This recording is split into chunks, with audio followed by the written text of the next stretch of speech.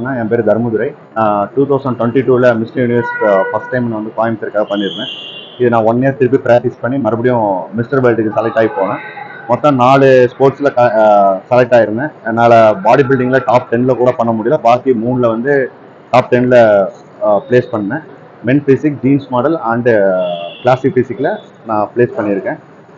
இது வரைக்கும் 3 மெடல் யாரும் பண்ணதில்லை. அதனால் இதுதான் ஃபஸ்ட் டைம் இன் கோயம்புத்தூர். நான் ஃபஸ்ட் டைம் பண்ணியிருக்கேன். இதே மாதிரி அடுத்தடுத்த மெடல் பண்ணணும். இன்னும் 1 இயர் கழிச்சு இன்னும் கொஞ்சம் நல்லா வால்யூமாக, ஏன்னா இந்த தாட்டி ஓவரால் பண்ணவங்க எல்லாருமே வந்து பாகிஸ்தான்காரங்க தான், ஒரு இந்தோனேஷியாக்காரங்க, யாரும் இந்தியாவிலேருந்து பண்ணல. பெங்களூர்லேருந்து ஒரு அண்ணா பண்ணார் கிளாசிக்கில். மற்ற யாருனாலும் பண்ண முடியல. அவங்க தான் ஓவராலாகவே அவங்க தான் ஹியூஜாகவும் இருந்தாங்க, நல்லா இருந்தாங்க. இந்த தாட்டி பண்ணுறதுல ஃப்யூச்சரில் நான் இன்னும் ஒரு டைம் கண்டிப்பாக நான் பண்ணணும்னு ஆசைப்படுறேன். எந்த ஊர்ல நடந்தது இது? தாய்லாந்துல வந்து நடந்தது. கிட்டத்தட்ட 11 கண்ட்ரியிலிருந்து வந்திருந்தாங்க. 11 கண்ட்ரியில வந்து பார்த்தீங்கன்னா மோஸ்ட் ஆஃப் த எல்லாரும் லிபரலா எல்லாம் ஒரே மாதிரி தான் வந்திருந்தாங்க. பட் வந்து பாகிஸ்தான் தான் நல்லா ஹியூஜாகவும் நல்ல வால்யூமாகவும் நல்ல குவாலிட்டியாகவும் இருந்தாங்க. அடுத்தது இந்தோனேஷியா வந்து பண்ணாங்க.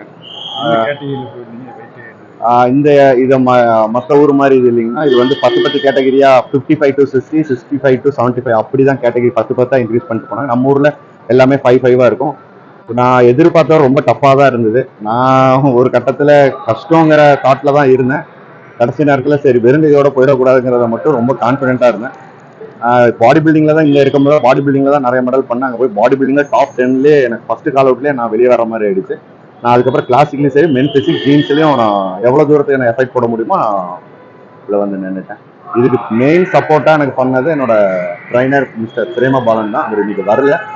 அவர் தான் முக்கியமாக இருந்துட்டு எனக்கு ரொம்ப சப்போர்ட்டிவாக நிறைய விஷயம் பண்ணி தந்தார். அவர் இப்போ வர முடியலன்னு சொல்லிட்டாரு. மற்றபடி அடுத்தது என் ஃபேமிலி தான். எந்த ஒரு இது இல்லை. அளவுக்கு என்னை கூப்பிட்டு ஃபர்ஸ்ட் கமிஷனர் சார் பாலகிருஷ்ணன் சாருக்கும் சரி, நம்ம டிசி டாக்டர் ஸ்டாலின் சாரும் சரி விஷ் பண்ணி தான் அனுப்புனாங்க.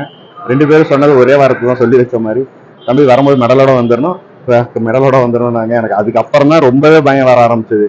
அவங்கள பார்த்ததுக்கு அப்புறம் தான் ஒரு நாள் கூட ஒரு ஒரு என்னோட டைமிங்கை ஒதுக்காம ஒர்க் அவுட் பண்ணதே அவங்க சொன்னதுக்கு அப்புறம் தான் எனக்கு ரொம்ப சொல்லுவாங்கல்ல, இப்போ சொல்லிட்டாங்கன்னா பொறுப்பு வந்துருங்கிறத அவங்க 2 பேருமே கை கொடுத்து நார்மலா பேசாங்க. தப்புன்னு சொல்லி வச்ச மாதிரி ஒரே பதில் தான், மெடலோட வந்துடணும் கோயம்புத்தூருக்கு அப்படின்னு. எனக்கு ஐயோ அப்படிங்கிறத பயம் வந்தது.